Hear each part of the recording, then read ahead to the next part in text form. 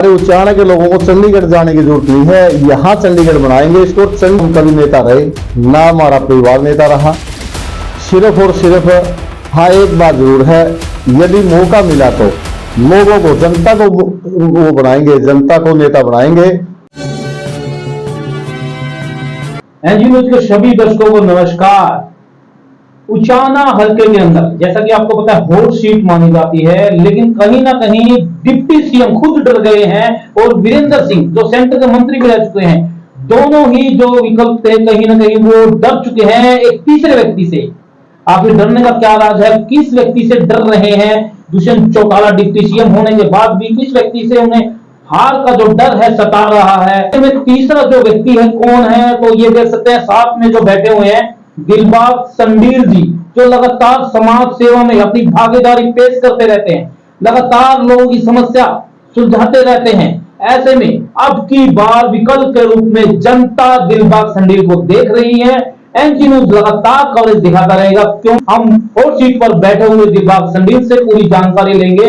अभी तक जनता ने उन्हें कितना विश्वास देने की बात करी है। आपका स्वागत है एनजी न्यूज में। जी धन्यवाद, आपका भी बहुत बहुत स्वागत है।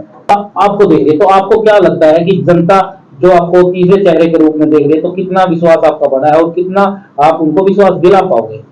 ऐसा है, देखिए सबसे पहले तो मैं यही बात करूंगा कि जैसे कि आपने बताया कि जनता थर्ड विकल्प के रूप में हमारे को देख रही है, ये मैं नहीं कहूंगा, क्योंकि खुद तो हर कोई भी मैदान में हो वो अपने आप एक जीत सोच करके और अपने आप को अचीवमेंट लेकर चलेगा, और वो फैसला जनता ने करना है। और जनता किसको देख रही है, अल्टरनेट किसको ले रही है, वो जनता का ही अपना फैसला है।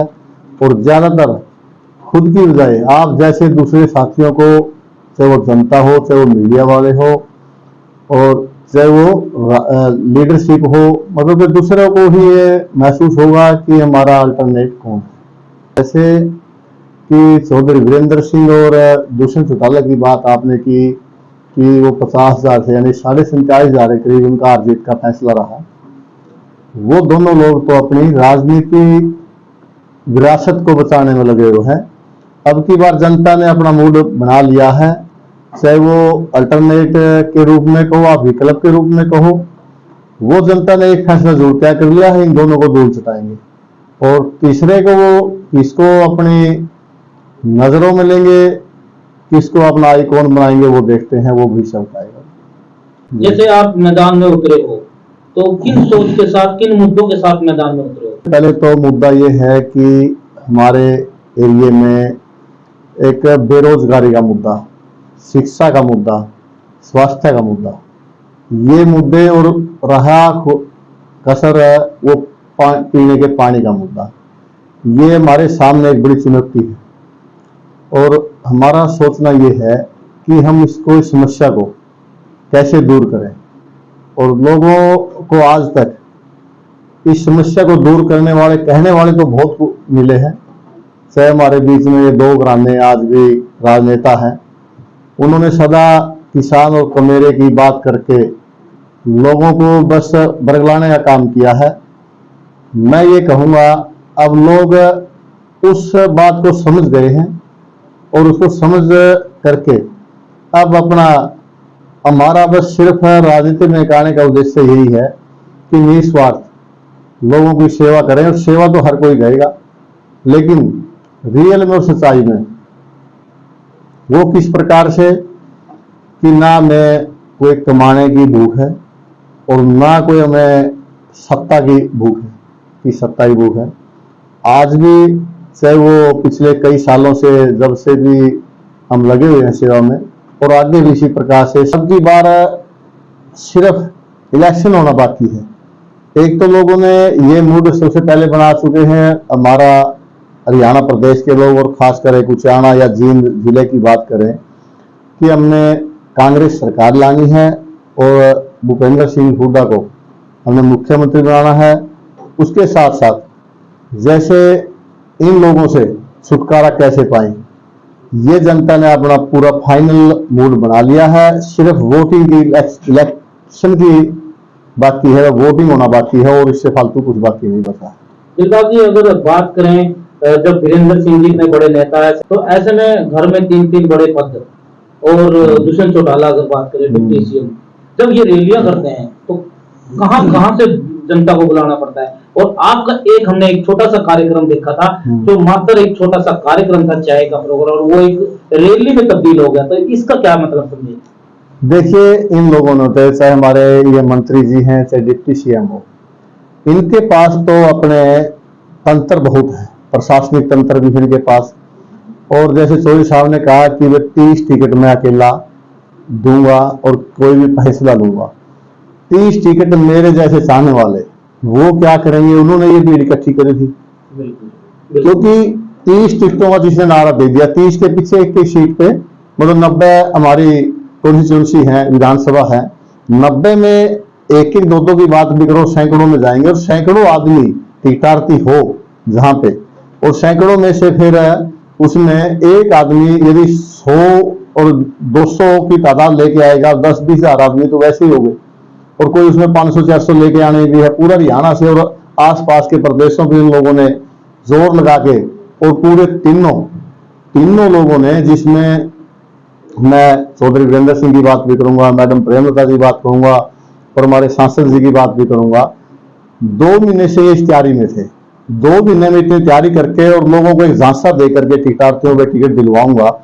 तो भी अब जैसे हमने एक कार्यक्रम नगूरा गांव में किया था, छोटा सा कार्यक्रम हमारे माननीय सांसद जी ने दिया था हमारे को, उसके मुकाबले मैं उससे कहीं बढ़ के नहीं, जनता बता रही है। मैं अपने आप को ये नहीं कह रहा कि हम कहीं आगे हैं, अपने आप को तो हम ये सोचते हैं कि हम छोटे से वर्कर हैं, कार्यकर्ता है। उससे ज्यादा ये भीड़ लोग नहीं इकट्ठे कर पाए। और मैं एक बात कहना चाहता हूं, आप लोगों को भी बताना चाहता हूं, और इन नेताओं को, जो हमारे उचाना के नेता हैं, ये चाहे डिप्टी सीएम भी उनमें हो, मैं एक बात कहना चाहता हूं, 2 महीने का टाइम, क्या 1 महीना टाइम यदि हमारे माननीय मुख्यमंत्री हुड्डा कोई रैली का टाइम हमारे को दे दे, हमारे कहने के अनुसार, या जो एक उचित सा समय हो, तो मैं कहूंगा इससे जितनी ये चौधरी साहब ने भीड़ करती थी ना, इससे डबल भीड़ उचाना की मंडी में हम करके दिखा सकते हैं। बड़े मंत्री उचाना से डिप्टी सीएम जी, खुद रह चुके हैं, तो ऐसे में अधूरा क्यों है उचाना विकास के मामले में? अपना जैसे भी पीछे उचाना विकास के मामले में इनको पता है, उचाना का विकास किया तो उचाना के लोग जागरूक हो गए ना, तो इनकी राजनीतिक नहीं बचेगी, ये विरासत नहीं बचेगी। इसलिए इन्होंने क्या करके है, इन लोगों ने उचाना को पीछे धकेल के रखा है, शिक्षा में पीछे रखा है, और टोटल चाहे वो विकास के मामले में कोई भी है, वहां इन्होंने पीछे रखा है। इनको पता है यदि उचाने के लोग, उचाने के युवा, उचाने के लोग शिक्षित होंगे, उचाने के लोग समृद्ध होंगे, वो अपना रोजगार होगा, तो वो लोग राजनीति में आगे आएंगे और आपकी विरासत को वो बैकफुट पे ले आएंगे। ऐसे लोग देख रहे थे, अल्टरनेट नहीं था। अब हमारी भी, मैं भी उसमें हूँ, वोटर थे हम भी, हमारी भी एक ये रही है थोड़ी बहुत कमी। हमने अपना एक पिलर या एक हमारा प्लेटफॉर्म तैयार नहीं किया, हमने कोई हमारा बीच में से कोई साथी तैयार नहीं किया, या अपने आप को तैयार नहीं किया जो लोगों की सेवा कर सके और जो इनको आगे आने वाले समय में इनको पछाड़ दे। अब देखो, लोगों ने उस प्रकार का वो मूड अपना फाइनल बना लिया है। और मैं तो ये भी कहूंगा साथ साथ, जैसे इनका दिल्ली और चंडीगढ़ जाना होता है, लोगों को कहेंगे कि चंडीगढ़ आओ कोई काम के लिए, दिल्ली आओ, या कोई शीर्षा बुलाएगा, अपने आने का उद्देश्य ये, जैसे लोग हमारे एक फोन के, आज कोई भी कार्यक्रम हो, हम एक फोन का मैसेज करेंगे, किसी के पास कॉल करेंगे, हमारे पास जो टीम है वो लड़के करेंगे, उससे लोग इतनी देर में, चाहे 2 दिन का समय भी मिले, हजारों की संख्या में तो उसमें इकट्ठे हो जाते हैं। मैं ये कहूंगा लोगों को, जिस प्रकार से आप लोग हमारे बुलावे पे एकदम से हमारे बीच में और हमारे सामने खड़े होते हैं ना, इसी प्रकार आने वाला समय जो होगा, और मौका दिया तो आप लोगों ने, और हाईकमान ने, हमारी पार्टी ने मौका दिया, तो यानी आपका फोन इसी, जैसे फोन पे आप आते, इसी प्रकार एक फोन के मैसेज से भी आप अपने घर बैठे फोन करोगे ना काम के लिए, वो फोन से ही काम बनेगा। आपने दिल्ली चक्कर करने की जरूरत नहीं, ना चंडीगढ़ करने की जरूरत, और आपके बीच में रहकर वो सेवा देंगे। दिलबाग जी, अगर 2024 में आपको एमएलए बना दिया जाता है, आपको मौका दिया जाता है, आशीर्वाद मिलता है जनता का, तो सबसे पहले आपकी कलम से उचाना हल्के के लिए क्या कुछ काम होगा?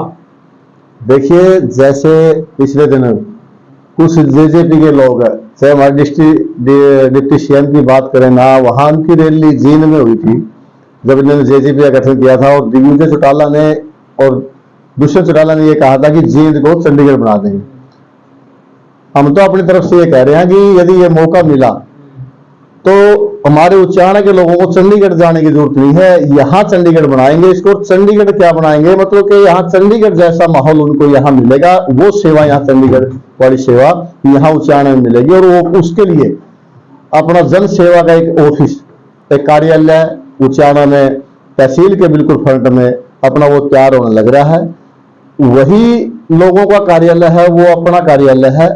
ये समझो वहां बैठ के हम सब लोगों का जो सेवा है ना वो वहां पे सोल्व करेंगे। उनके वो जो विकास की बात हो, चाहे रोजगार की बात हो, तो वो वहां पे निपटाएंगे। अरे वो लोगों का आशीर्वाद ले रहे हो, क्या कुछ सामने आ रहा है, क्या समस्या आ रही है? समस्या तो लोगों के बीच में जाते हैं ना, वो जो भी समस्या आती है हम उनको एक नोट करके और सारी समस्या को जब वो मौका आएगा उसको सोल्व करेंगे। और वो समस्या सारी हम कोलाइट करके अपनी एक लिस्ट उनकी तैयार करके अपने कंप्यूटर में, अपनी डिश में वो अपने सेव कर रखी है। और उनको सब कुछ तो मैं कहूँगा जो अपने बस की है, अभी भी जो बस की है, तो उसको अभी भी सोल्व करने लगे हुए हैं। लेकिन जो प्रशासन की है, सरकार की बात है, तो वो मौका आते ही सब उनको एकदम से। तो कहीं ना कहीं आप मतलब मान चुके हैं कि कहीं ना कहीं अब उचाना के अंदर 2024 में बदलाव के मूड में है। कहना चाहूंगा सीधा सीधा, ना तो हम कभी नेता रहे, ना हमारा परिवार नेता रहा। सिर्फ और सिर्फ हाँ एक बात जरूर है, यदि मौका मिला तो लोगों को, जनता को वो बनाएंगे, जनता को नेता बनाएंगे। और जनता की जो ये नेता के और बीच का दूरी है, नेता के और पब्लिक के, हमारे जनता की जो बीच की गैप है ना, वो आज सोचते हैं मंत्री ये है, वो एमएलए वो है, वो दूरी को हम मिटा करके हम एक आम आदमी की तरह हम ये दिखाएंगे लोगों को, भाई नेता ही आप हो, हम नहीं है, नेता ही आप। बहुत बहुत धन्यवाद।